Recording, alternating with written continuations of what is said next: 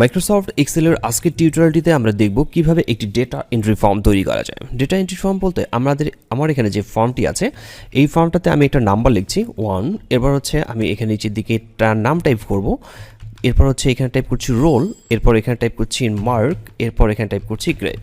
Keyboard থেকে enter কি press করলে আমার এখানে ডেটাটা এন্ট্রি হয়ে গেছে।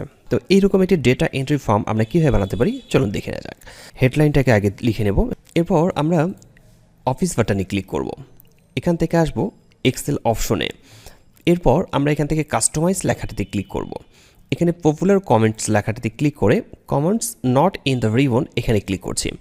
এরপর স্ক্রল করব, স্ক্রল করার পর আমরা নিচের দিকে দেখব ফর্ম লেখা আছে, আমরা এই ফর্ম লেখাটাতে ক্লিক করব। এরপর হচ্ছে অ্যাড লেখাটিতে ক্লিক করে নিচের দিকে এখান থেকে ওকে লেখাতে ক্লিক করছি। আমাদের কুইক অ্যাক্সেস টুলবারে একটা ফর্ম অ্যাড হয়ে যাবে। এই ফর্মটাতে ক্লিক করে আমরা ওকে লেখাতে ক্লিক করব, তাহলে